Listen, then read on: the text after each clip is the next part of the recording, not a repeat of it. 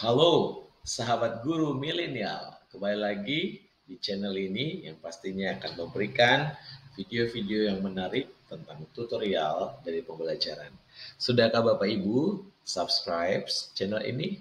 Yuk silahkan subscribe dulu supaya terus berkembang ya. Kemudian jangan lupa nih buat like, share, dan juga komen di kolom komentarnya.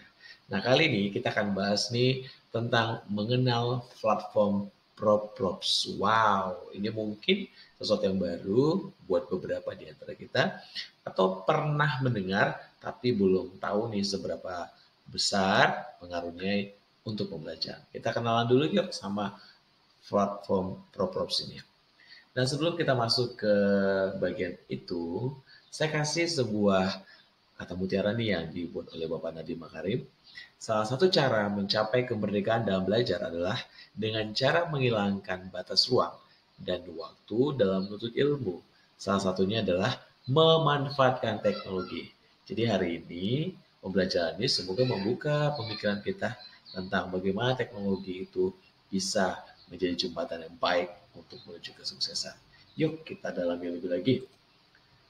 Pembelajaran sebagai proses interaksi peserta didik dengan pendidik pada suatu lingkungan belajar merupakan proses rangkaian pembelajaran.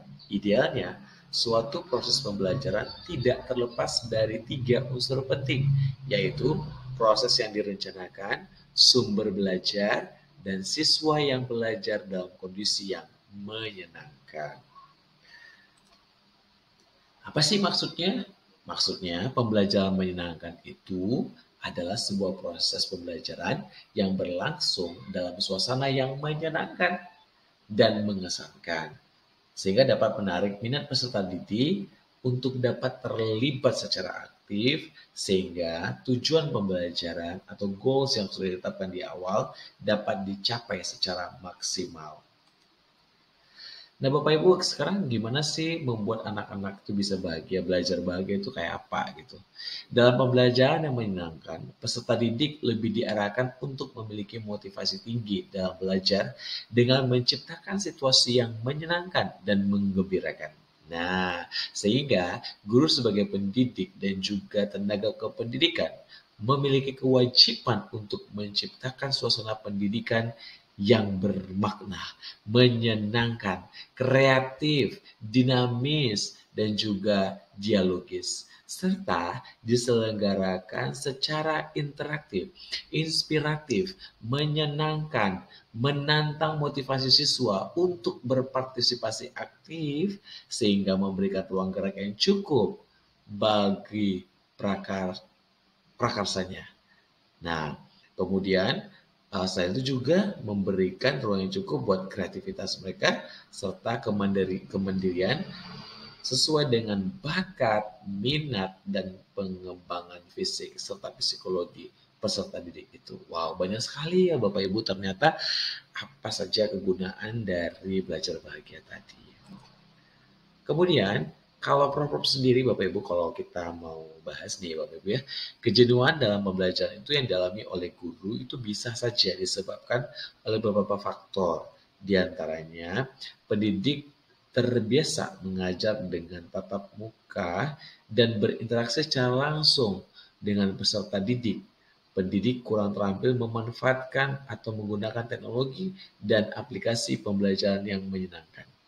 Propers Brand Games juga merupakan aplikasi online yang menyediakan berbagai permainan yang mampu mengasah kemampuan berpikir peserta didik. Dengan aplikasi tersebut, guru dapat memberikan permainan edukatif seperti menghadirkan kuis, permainan mencari kata, teka-teki silang, menyusun kata, puzzle, hangman, dan sebagainya. Luar biasa sekali ya. Kemudian, props itu juga Bapak Ibu merupakan pembelajaran yang menyenangkan dengan Propose Brand Game bisa membuat siswa-siswi kita menjadi terpusat perhatiannya secara penuh saat belajar sehingga curah waktu perhatian atau time on task-nya itu tinggi dan pembelajaran yang menyenangkan dan mengesankan dapat memicu peserta didik untuk terlibat secara aktif sehingga tujuan pembelajaran dapat tercapai secara maksimal. Ya, jadi ini sangat penting sekali Bapak Ibu ya. Semoga apa yang disampaikan itu membuka sedikit banyak ya cakrawala kita. Kemudian kalau kita libatkan kepada gamifikasi, maksudnya apa sih gamifikasi itu Bapak Ibu adalah pendekatan pembelajaran menggunakan alamat elemen-elemen di dalam game atau video game dengan tujuan memotivasi para mahasiswa dalam proses pembelajaran dan memaksimalkan perasaan enjoy dan engagement terhadap proses pembelajaran. Nah, itu luar biasa sekali ya kalau kita berbicara tentang gamifikasi. Nah, gamifikasi yang bisa kita bawa ke dalam pembelajaran itu salah satu ya Bapak Ibu, bukan berarti seluruhnya sini, tapi boleh salah satu dari terbanyak ini gitu Bapak Ibu ya. Dia harus memiliki esensial. Penting gak sih mapel itu diajarkan gitu kan, atau apa sih dampak dari anak itu juga diajarkan mapel tersebut dan sebagainya. Estetika, bagaimana keindahan kita, bagaimana kita untuk berpenampilan yang baik dan sebagainya. Sedangkan adventure untuk memberikan pengalaman yang banyak buat Bapak Ibu semuanya begitu ya. Dan tentunya ini hal yang mengasihkan. Jadi kalau ketiga hal ini saja sudah terpenuhi di dalam edukasi games atau game edukasi yang kita siapkan, alhasil pasti akan sangat luar biasa sekali. Nah, Bapak Ibu untuk berbagai gameplay dalam game edukasi juga itu ternyata tuh bisa kita lihat bahwa jenisnya itu ada klasikal, atau klasikal itu maksudnya secara rame gitu ya. Kemudian ada versus, satu lawan satu, jadi berdua duel, atau yang ketiga pro personal. Kemudian Bapak Ibu, gimana sih sebenarnya learning dari adventure sendiri?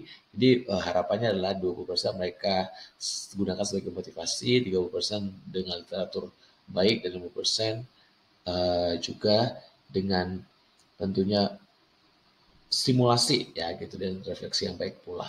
Nah, ini adalah bentuk-bentuk Bapak Ibu persentase-persentase dari pembelajaran yang mengalami adventuring. Ya, itu keren banget. Nanti gimana sih bentuknya bisa kita lihat lagi Bapak Ibu ya.